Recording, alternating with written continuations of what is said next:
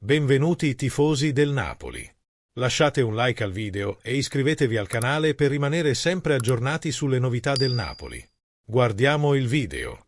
Il giornalista Umberto Chiariello, ai microfoni di CRC, radio partner della SSC Napoli, è intervenuto con il suo punto.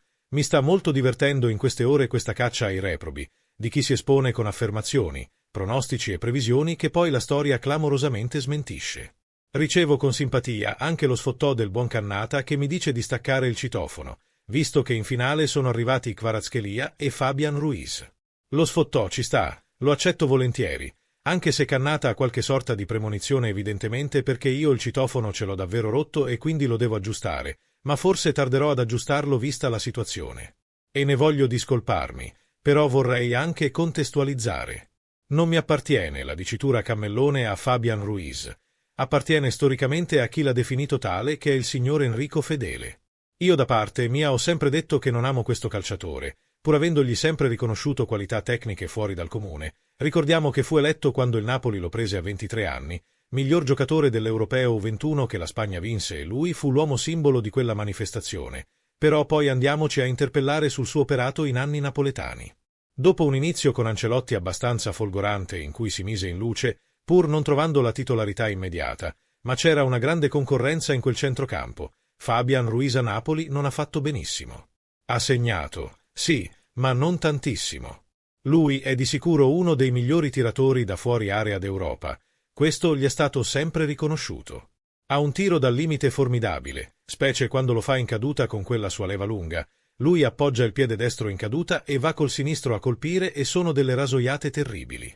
Ha anche delle visioni di gioco notevoli. Lui riesce a dare dei bei filtranti con questo sinistro. Lui ha un sinistro tecnicamente raffinatissimo. Ma è un giocatore lento. A Napoli aveva molte difficoltà a giocare perché andava sotto pressione come regista centrale e fu un disastro. Come mezzala di inserimento molto meglio, ma era un giocatore sul cui facevano pressing e spesso perdeva palla perché si girava su se stesso col solo sinistro perché lui è monopiede, lento, insomma a me non è mai piaciuto troppo. Riconoscendogli le sue qualità, non era uno dei miei preferiti.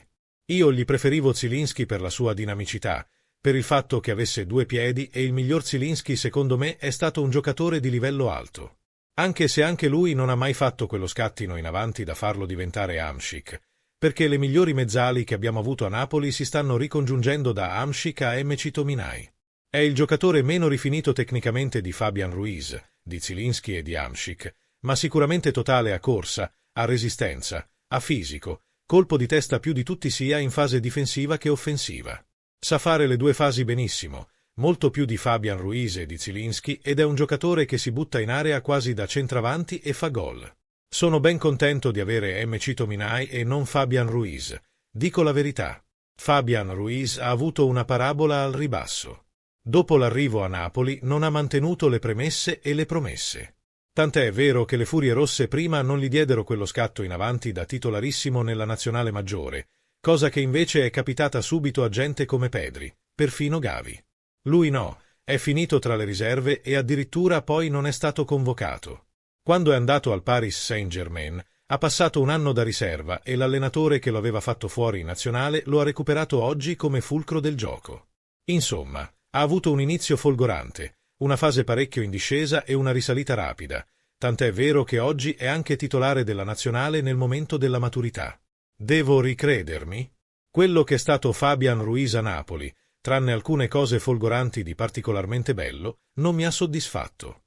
È un giocatore che continua a non piacermi particolarmente, ma ne apprezzo le qualità che ci sono indubbiamente.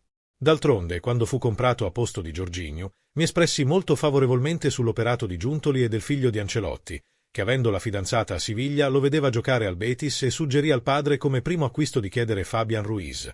Avendo dato l'avallo alla cessione di Jorginho e Giuntoli gli rispose: «Ma guarda, io già l'ho preso». E ci fu concordanza, quell'iniziale concordanza che poi svanì perché tra Giuntoli e Ancelotti i rapporti finirono molto male. Non rinnego il mio giudizio su Fabian Ruiz, ma perché non ho mai detto che è scarso. Non ho niente da giustificare, non mi piace. Non è il centrocampista che rientra nei miei gusti, come lo è Mcitominay, come lo è Koopmeiners, che non capisco come mai si sia perso, come lo è Barella, parlo di mezzali e non di registi, che Fabian Ruiz nel ruolo di regista centrale, quello è Vitina, Fabian fa la mezzala. Sono altri i tipi di mezzali che preferiscono. Ciò non toglie che è nel momento migliore della sua carriera. Su Kvara, che dire? Con il senno di poi dobbiamo dire che ha scelto bene. Dobbiamo prendere atto che a gennaio si è fatto bene i suoi conti perché si è andato a prendere 10 milioni di stipendio all'anno, il suo proprietario si è fatto ricco per la vita con una commissione mostruosa, è diventato dopo un inizio un po' farraginoso, come è normale che sia, il suo sostituto di Mbappé nel 11 parigino, è l'uomo dei colpi importanti ed è un perno di una squadra che ha vinto lo scudetto, ma quello a Parigi non lo si nega. A nessuno, proprio a nessuno. Ma si è trovato in una squadra che tutti pensavano potesse uscire facilmente agli ottavi. Perché gli ottavi il PSG, che aveva fatto malissimo nel girone unico ed era arrivata agli ottavi solo con un rush finale, perché ha rischiato addirittura di andare fuori e Luis Enrique sembrava a rischio panchina perfino in quel periodo. Andatevi a rileggere i giornali dell'epoca, andate a rivedere il periodo storico e vi accorgete che quello che sto dicendo è tutto vero. Aveva perso in casa con Liverpool, primo in classifica nella Premier, primo nel girone unico della Champions, squadra favoritissima, perso in casa, sembrava destinato all'eliminazione consueta tra ottavi e quarti, agli ottavi in questo caso. Quando io scrissi, te ne sei andato lasciando una squadra in lotta per lo scudetto, per andare a vincere uno scudetto che non vale niente a Parigi perché lo vincono tutti gli anni con qualsiasi calciatore, per uscire agli ottavi di Champions, stavo solo fotografando quella che era la realtà del momento. Se il Paris Saint-Germain vince questa Champions, la vera impresa l'ha fatta nella partita di ritorno di Liverpool, andando ai rigori e in porta c'ha il drago, il grande drago, Gigione, che quando arriva ai rigori è meglio che non li batti tanto vince lui, che sta trascinando letteralmente la squadra fino alla vittoria finale, così come sta facendo Sommer dall'altra parte. Sarà un grande duello tra due portieri dagli stili e dalla fisicità completamente opposta. Si è fatto bene i conti alla fine, andando via da Napoli lo scudetto l'ha vinto, il Napoli forse ce la farà lo stesso, è arrivato in finale di Champions e può anche vincere la Champions. Io mi auguro di no, ma non per Kvaratskhelia. Io non ho rancore, lo considero uno che ci ha tradito, perché non si lascia a gennaio, diciamocelo chiaramente, ma per quello che ci ha dato, per quello che è stato nella nostra storia, è come una storia d'amore. Se tu vivi una grande storia d'amore e poi finisce male, magari perché la tua donna ti ha tradito e se n'è andata con altro, o viceversa, tu puoi essere rancoroso, oggi, domani, dopodomani, tutto il tempo che hai per elaborare il lutto del tradimento e dell'abbandono, ma nella tua memoria, nella tua vita, la bellezza della storia vissuta, quella non passa mai. E la bellezza dei giorni vissuti con Kvaratskhelia non si possono cancellare, per cui io dico molto serenamente, a me di Kvaratskhelia non me ne frega niente, ma proprio niente. Lo ricordo con affetto per quando aveva la maglia azzurra, che oggi lui faccia bene, non mi fa manco piacere, mi fa indifferenza. Mi diverte vederlo giocare, perché amo il calcio e allora uno come lui mi diverte vedere lui giocare. Quel palo che ha preso ieri mi ha divertito perché lui ha quei colpi straordinari, ma è uno come tanti, non ha più la maglia azzurra, non gli auguro le peggio cose, non sono di quelli rancorosi, so anche perdonare. Per me, fortuna a lui, guardo con sincera simpatia il nostro conterraneo Gigione Donnarumma, che è il mio portiere del mondo in questo momento, di Fabian Ruiz me ne frega ancora di meno, di Hakimi che ha giocato in Italia, ma manco me lo voglio ricordare. Se devo parlare di gioco, il Paris Saint-Germain fa un calcio che si avvicina molto al mio modo di pensare calcio, l'Inter meno, ma sono italiano, tifo italiano, tranne per una per cui mi scatta l'antifurto automatico e lì non ci posso fare niente. Per quanto possa avere molte remore su questa Inter intrallazzata, in quelle storie che ben sapete, per quanto abbia fatto doping amministrativo negli anni d'oro di Suning, è pur sempre la rappresentante del nostro calcio, che fa bene a tutto il movimento se vince. Ed è comunque una squadra che vincendo avvalora anche l'eventuale exploit del Napoli. Genoa, Genoa, Genoa, mi fermo lì. Però, perché non voglio che vinca il Paris Saint-Germain?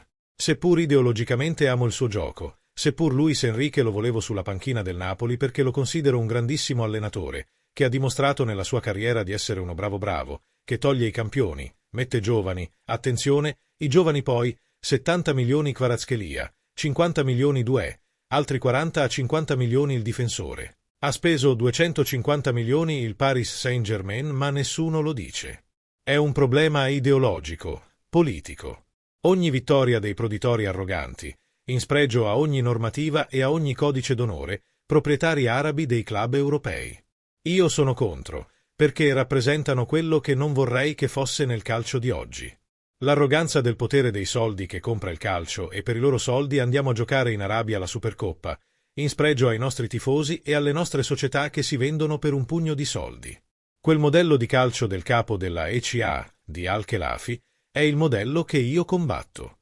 E se quel modello di calcio vince, è una sconfitta per tutti. Per cui perdonatemi, non c'è Kvaratskhelia, non c'è Donnarumma, non c'è il bel gioco di Luis Enrique che tenga.